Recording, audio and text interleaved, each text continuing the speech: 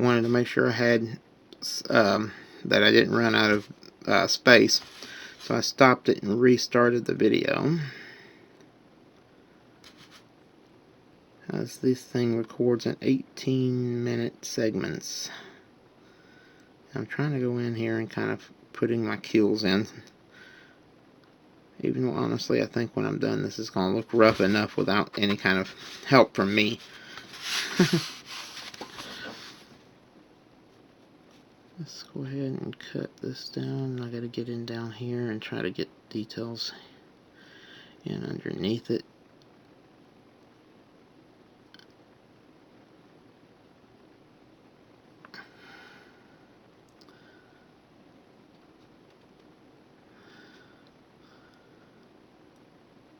And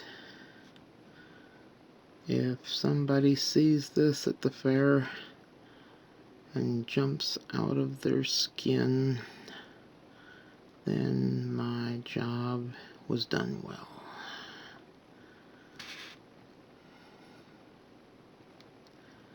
It's amazing the hold people that, an animal holds over the mind of the public. Isn't it?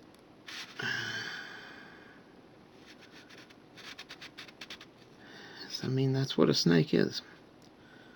It's an animal.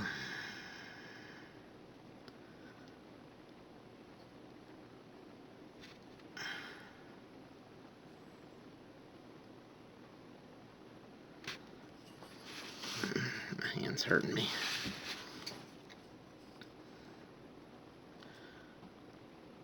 Now, I've seen a lot of people just kind of haphazard it, but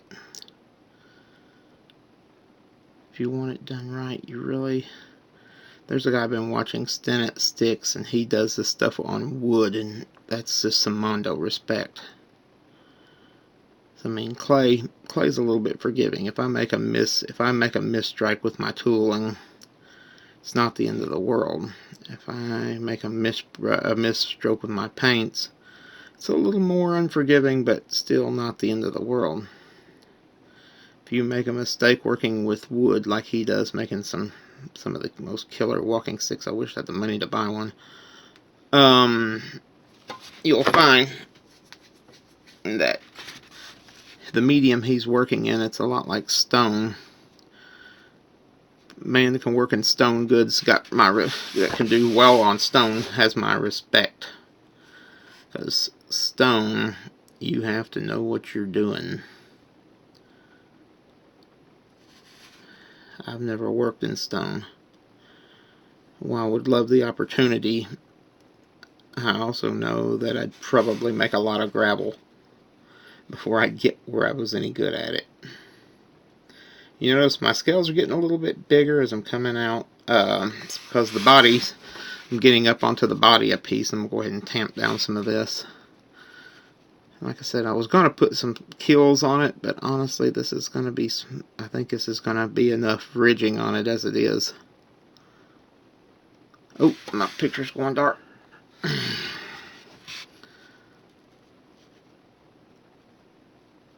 we go.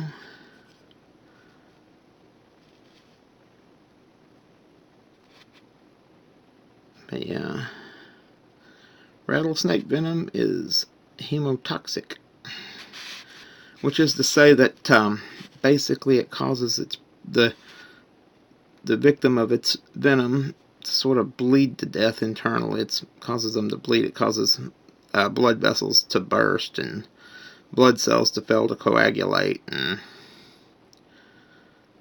now it's a bit different than, say, a cobra's, which is a neurotoxin, which basically shuts down various internal apparatus, including the lungs, which basically means that a person bitten by a cobra has a fair shot of suffocating with air all around them.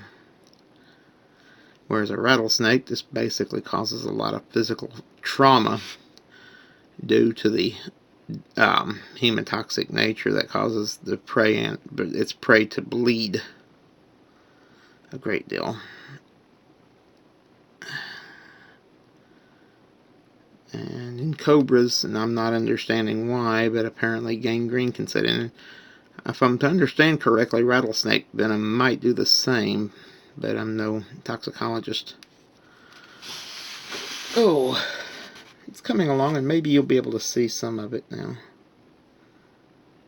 So I'm trying to get these scales where I want them.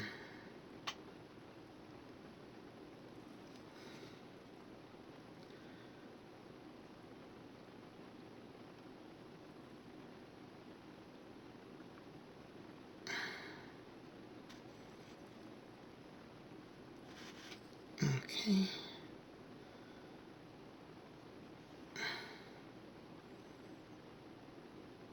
You'll notice I'm putting the blade at a slight angle like this. The reason being is because these scales sort of overlap, so I'm trying my best to get them to overlap here as well. Like I said, it's been a while since I've done one of these. So, but it used to be a specialty of mine. So, let's see if I've still got my mojo. But yeah, when you're doing these, it pays to take your time.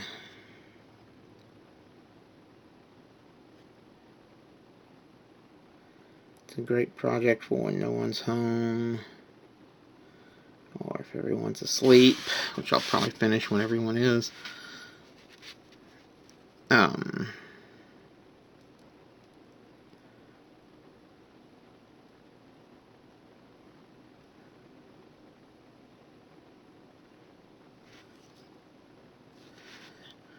May play a little trick on some of my friends on Facebook before I send this out. We'll see how many of them catch it. I'll set this down. My arm's getting a little sore, so let's kind of tamp this down a little bit. I may have to start kind of sizing my scales back just a piece, because I think I'm getting, the scales are now getting way big. And at this point I am going to go in and start keeling a few of them, because they're getting big enough now that it's going to be noticeable if I do not.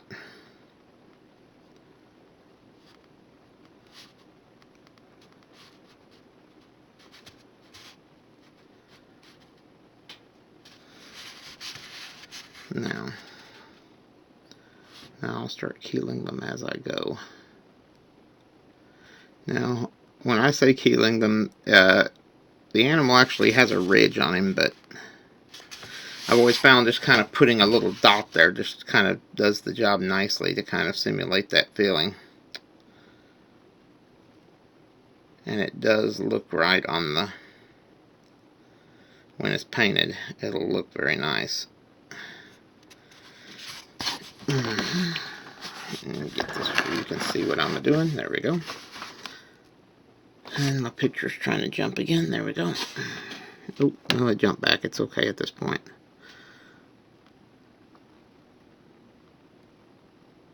Now, we're not quite ready for the next phase anyway, which is painting. And I know Timber Rattlers, the color scheme quite well. So, I just wanted this snake. I just wanted this photograph as a way to pose him. So we're gonna go ahead and put our little keelings on. I'm gonna have to pick it up to get in underneath it here, which, like I said, is my hands hurt a bit when I do this,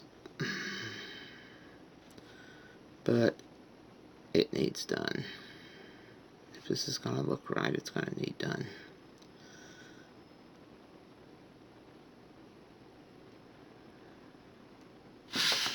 Now, get up here on top and kind of do that around in here.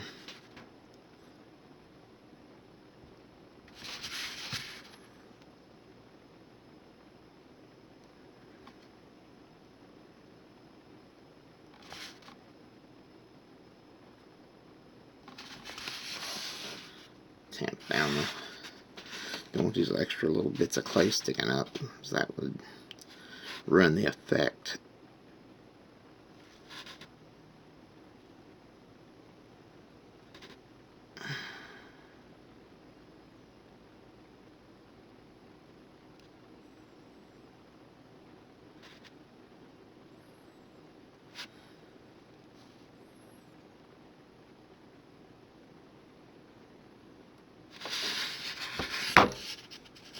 Okay.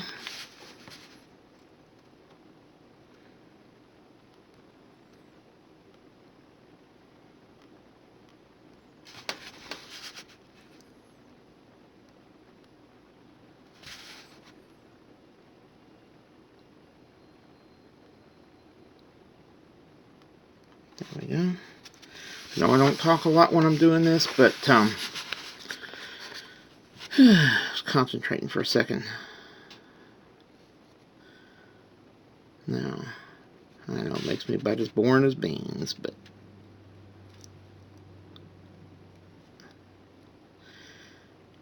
yeah, I started doing these when I was in grade school, or not, yeah, I was not in grade school, I was in early high school. My aunt sent me a package of Marblex clay, which is, for an air dry clay, is still the primo brand. If you're going to buy air dry clay, Marblex is what you want.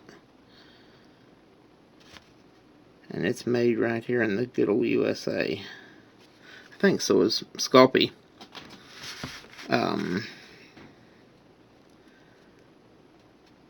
Which I think is very cool. So I think American artists need to work with American-made materials, if you can. And I don't always get to, because I can't find my panels. I can't find panels made in the U.S.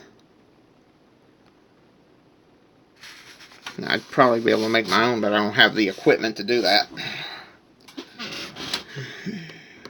Come in and put my kills in. Let's come up here.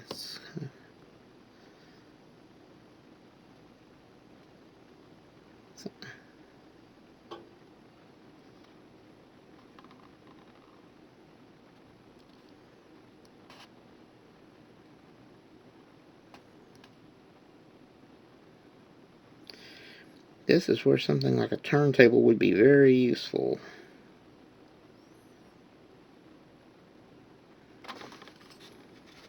Now, here's where we're at thus far. I'm going to come up here and maybe touch up a few of these. Some of my skills have gotten just a tad obscured, and I don't like that. Maybe they'll turn up better once it dries.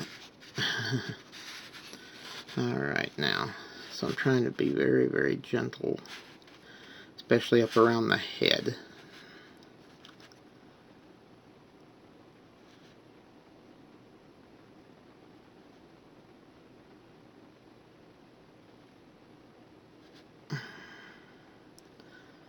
But you can see we're rounding a corner on this.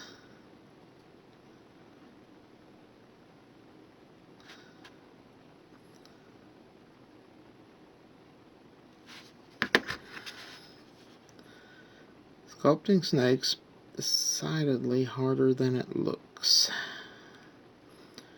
At least if you're going to do it with any sort of believability.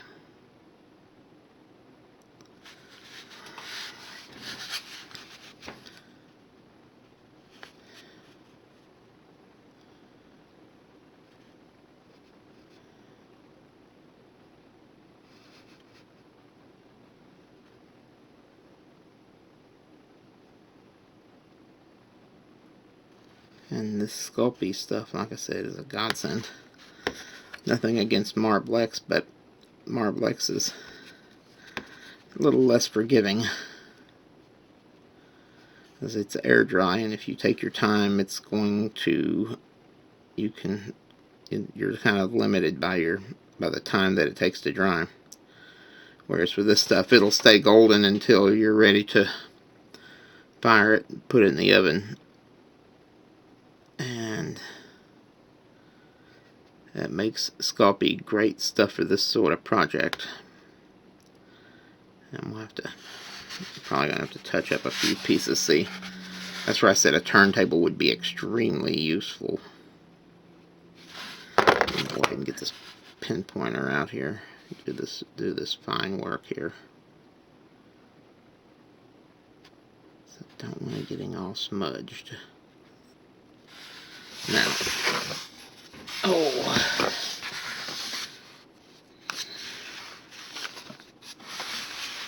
This is where, like I said, a turntable would be a useful thing to have. So I'm looking for something. Maybe I can set it on something. My hand's starting to hurt a piece. Wait a minute. I got an idea. Mod Podge. It's not just for collages anymore. Let me raise this up so you can see what I'm doing now. Now let's see if we can do some of this without actually having to undo the work we already did. It's a bit shaded, so it's going to be harder to see.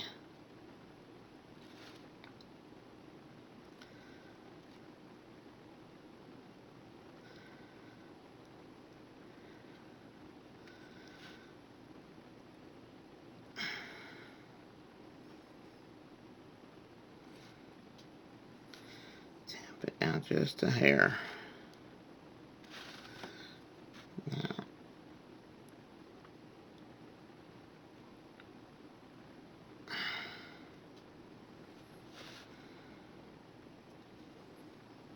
I may end up having to take a break. So I've got a little time I can work with it, but my hands are going to hurt, and I'm on time constraints today anyway. So I may have to come back on this one.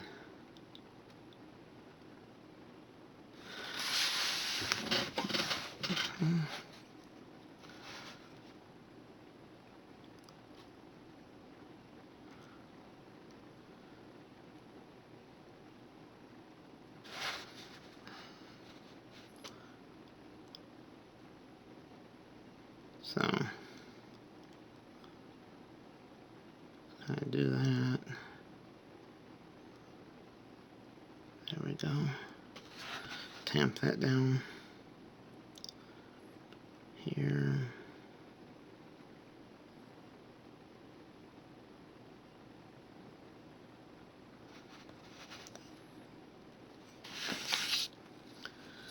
Now,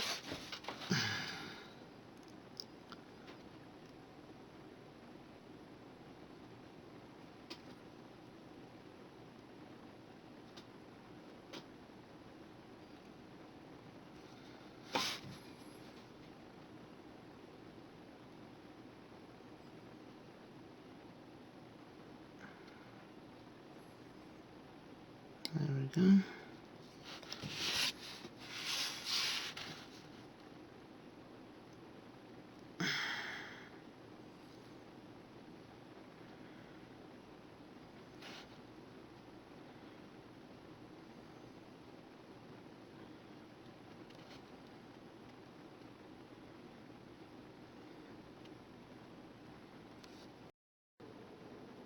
And that was our regularly scheduled battery failure, brought to you by Never Ready. So, we'll work a little bit more on this. Where's my blade? There it is. Kind of tamp down this stuff and put our kills back on here, which is what I was doing when the battery failed. My scales are trying to get a little bit distorted, and I don't want that, but it's the angle of attack that I'm working on. Hopefully it won't look too bad on the final piece. So let's turn the blade this way, and then this way, then kill, kill, kill. Turn it this way and this way, this way and this way. Now, let's bring this one up, down, up, down. Try to get in here on top, up here. down, kind of tamp that. Now, let's continue. Yeah, I think putting it up on top of the thing on top of this thing is a great idea. If I can just keep it from falling off. Alright, my scales are going to start to shrink back a hair.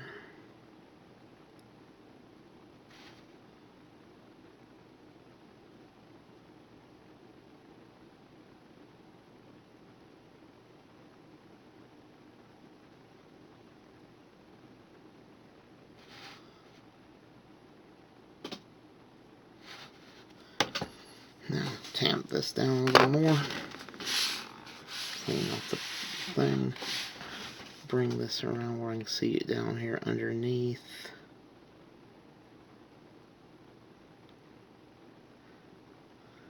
I've often wondered what would happen if I tried to carve this out, the scales out after it had dried, but I think that would be, after it was hard, but I think honestly that would just be an exercise in futility. I know that this stuff is very, very hard after it settles. While it's not waterproof, it is very, very tough. Now, make sure that's going to come in now. I'm trying to make sure I've got proper scales drawn here. There we go. Seal that. Now, let's go up here.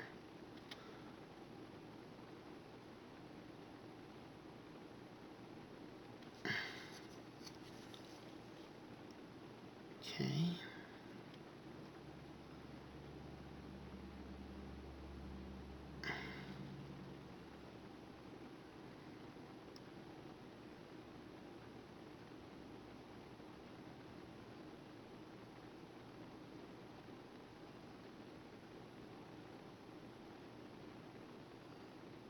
Let's see now. It's coming along. Hopefully it'll look pretty decent. There's just such a little clutch of scales right here, and my hands are not as steady as they once were. And that worries me a little bit. Let's try to use the point of this thing to make these and see what happens. Just rubbing off this excess.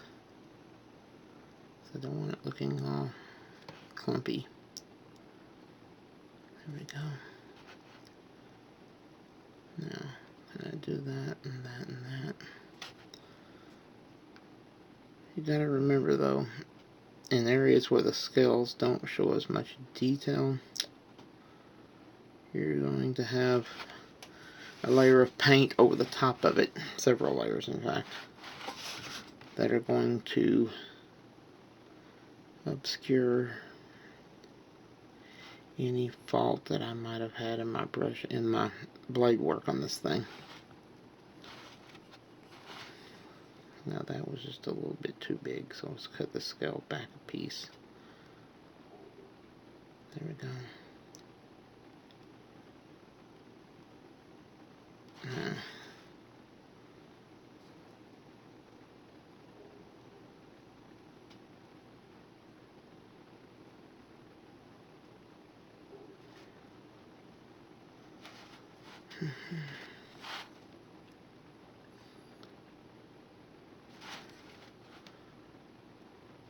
See, very painstaking work this is.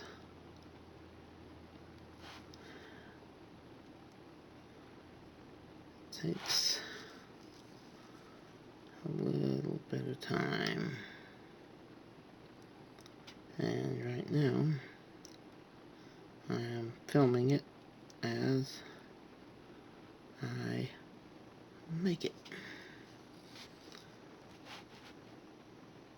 And hopefully,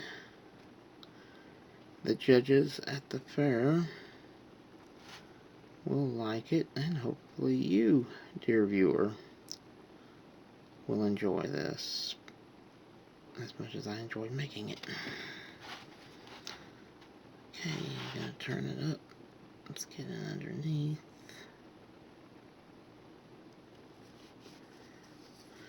I'm going to end up taking a break here in a minute because my hands are hurting.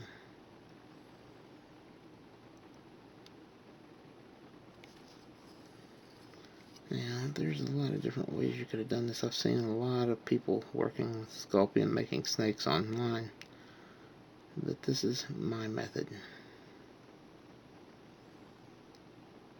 And it's done well for me. So, there's that.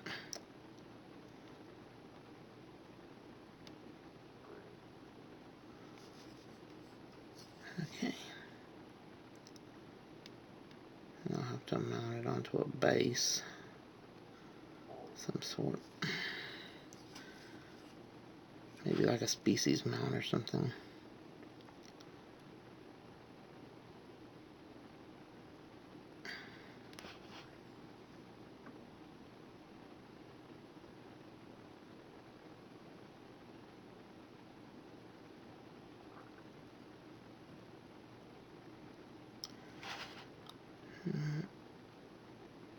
I'm getting to where I can get to it now. We're almost to the end. Would you believe that? I'm not going to rest right now because I've got to finish this.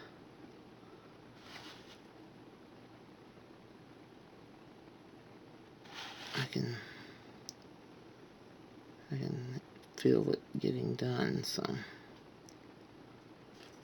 now this is the tail of the rattlesnake, and like I said, I'm not going to have to do his rattles because they're up underneath his body, which is also good because it shows that these things are not always just angry and on the attack.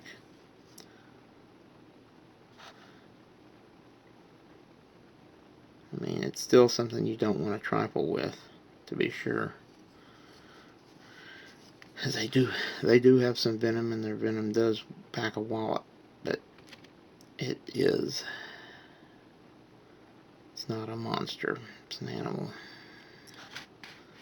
Now, I think that will do it. So, guys, we're going to go bake this guy, and we'll be back.